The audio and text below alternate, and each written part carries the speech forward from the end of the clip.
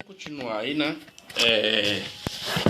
Continuar aí na página 144, né? As manifestações populares, né?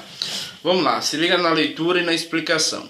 Durante todo esse processo de constante reorganização política na França, a tensão nas cidades provocava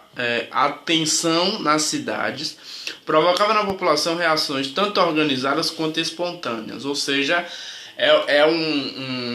são processos aí, né, de república, império, república novamente, são processos sempre com muita participação popular, né? A França sempre teve essa característica de muita participação popular nas suas decisões políticas. Isso foi visto nas revoluções, na Revolução Francesa, entre outras, né?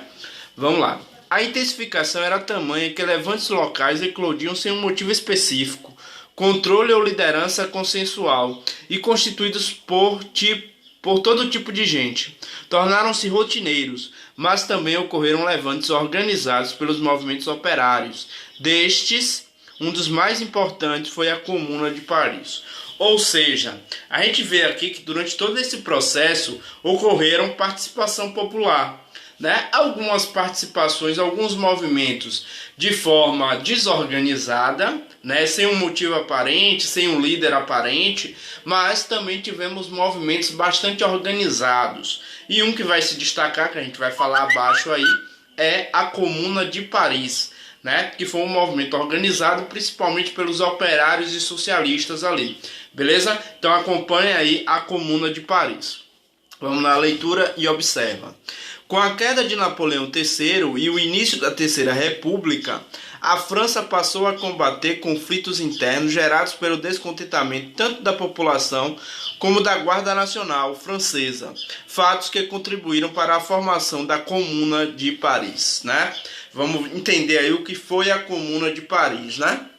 A Comuna teve início com uma rebelião de trabalhadores contra a refundação da República com base na Assembleia Legislativa daquele momento, que tinha caráter conservador.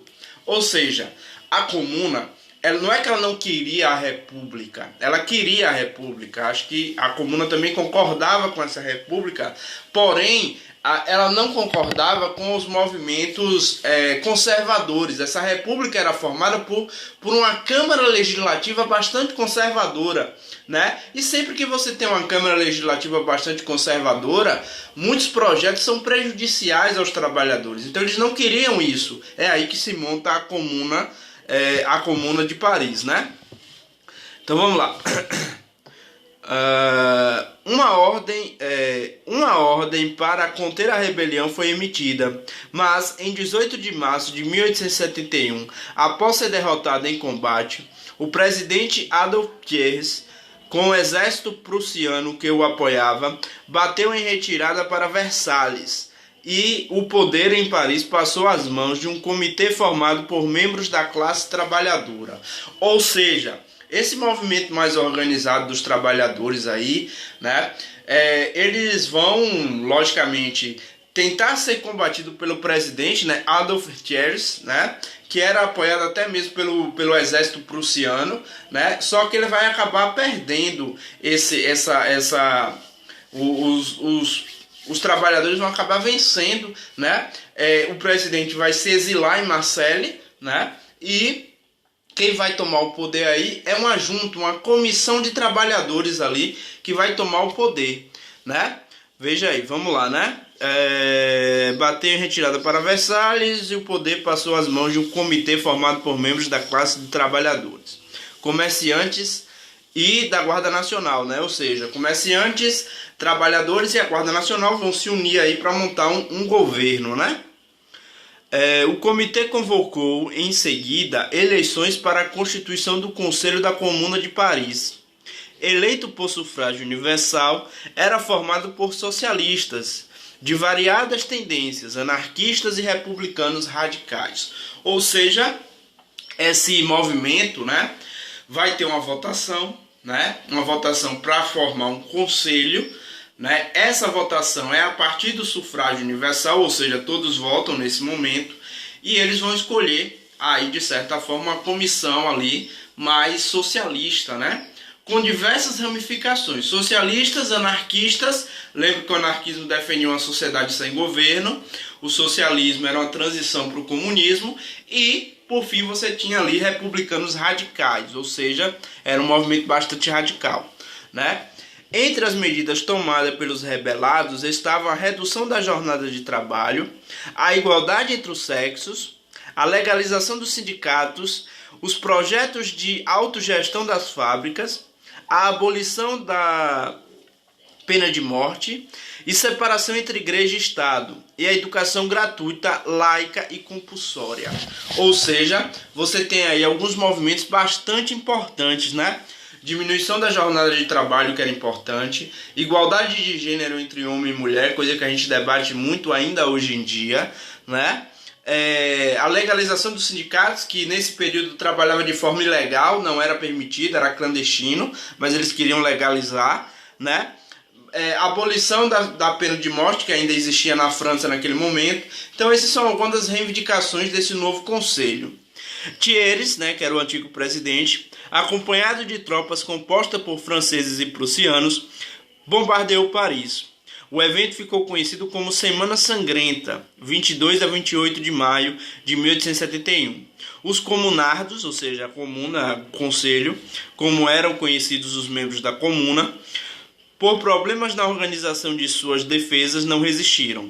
Foram mais de 20 mil mortos entre batalhas e execuções, e milhares de presos ou exilados em possessões coloniais distantes. Ou seja, o movimento da Comuna de Paris foi bastante curto, não durou muito tempo, né? Eles reivindicavam tudo isso que a gente ouviu, tudo isso que a gente falou aí, as reivindicações, né? Que existiam essas reivindicações aí por essas questões, mas a volta daquele presidente que tinha se exilado lá em Marseille, juntamente com tropas francesas e prussianas, acabam derrotando o movimento da Comuna, né? A Comuna ela ficou um pouco desorganizada, existia um pouco ali dentro do movimento, eles não se entendiam muito bem, eram muitas divisões ali, né? Socialistas, os trabalhadores ali, republicanos radicais e anarquistas, então eles não se entendiam muito, né? E isso acabou enfraquecendo o movimento, que acabou sendo bombardeado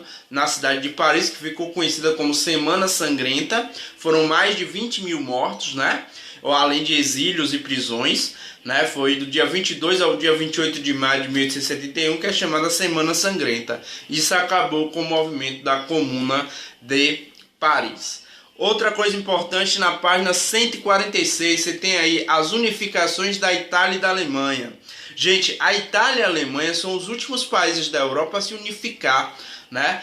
Vai ser aí no finalzinho do século XIX. Enquanto as outras todas lá já tinham se unificado e centralizado suas monarquias lá no século XVI e XVII, aqui, né, a Alemanha e a Itália vai ser bem posterior. Vai ser no finalzinho no finalzinho do século XVIII, no finalzinho do século XIX, né? Então isso vai ser importante. Vamos à leitura aí na página 145. Vamos à introdução. As unificações da Itália e da Alemanha. Acompanha aí. Os processos de unificação da Itália e da Alemanha resultaram do ambiente revolucionário do século XIX, fundamentados no liberalismo político e na ideologia de constituição de nação, ou seja, no mundo, naquele momento, o século XIX está passando por várias revoltas, por várias revoluções. A Revolução de 1848 é uma prova disso. Não aconteceu só na França, aconteceu em grandes países da Europa. Então, a unificação da Itália e da Alemanha está dentro desse contexto de revoluções, de mudanças. No nacionalismo há uma conscientização de grupo de pessoas ligadas a determinado território que tem uma história em comum, acompanhada por um profundo sentimento de lealdade, orgulho e respeito às tradições. Essa conscientização é uma das razões que levaram ao processo de unificação da Itália e Alemanha. Ou seja, na Europa, nesse momento, está acontecendo uma coisa chamada de nacionalismo, ou seja, a galera é bastante nacionalista, né? Ou seja, eles defendem essa questão da origem, do mesmo povo, da nação. Gente, nação é o quê? É você se formar, é você formar um país a partir de um povo que tem a mesma origem, a mesma história. Isso se chama nação, né? Olha aí, unificação da Itália. O Congresso de Viena restabeleceu as divisões nas áreas da Península Itálica que haviam sofrido invasões francesas durante o período napoleônico, mas parte do norte permaneceu sob ocupação austríaca.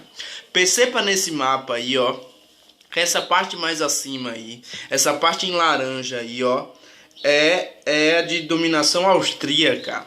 Então, parte do território ali da Península Itálica era dominado pelos austríacos. É aí que vai se iniciar uma guerra de unificação. Os italianos vão se unir para expulsar os austríacos, para unificar toda a região, certo?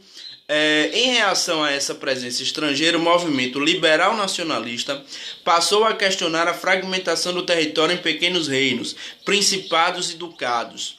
Nesse movimento havia 3 correntes que se destacaram: a jovem Itália, que desejava efetivar uma unidade política republicana; os moderados, que pretendiam formar uma confederação sob a liderança do Papa; e a terceira corrente, liderada por Camilo Benso, que defendia a unidade política em torno do reino de Sardo-Piemontes, sob regime monarquista constitucional. Ou seja, você tinha várias divisões na Itália nesse momento, né? Você tinha a divisão lá do Piemonte, que é essa região mais monarquista, que tinha como principal figura aí esse Camilo Benso, né? Você tinha essa área aí em laranja, que é a área dominada pelos austríacos, que muitos queriam expulsá-los. Você tinha o movimento da Jovem Itália lá ao sul, essa parte mais verde, certo? Todos esses movimentos foram importantes para a unificação. Eles se uniram para justamente vencer o inimigo comum, que eram os austríacos. Nesse contexto, fortaleceram-se ideais nacionalistas na região, principalmente após a Revolução de 1848 e após o rei Sardo-Piemonte, Vítor Emanuel II, aliar-se a Napoleão III para derrotar os austríacos. Lembre que a gente falou dessa unificação aí com os italianos lá no período de Napoleão III, imperador da França, sobrinho de Napoleão o Grande, né? Beleza? Daqui a pouco eu volto com o restante do assunto aí, ok?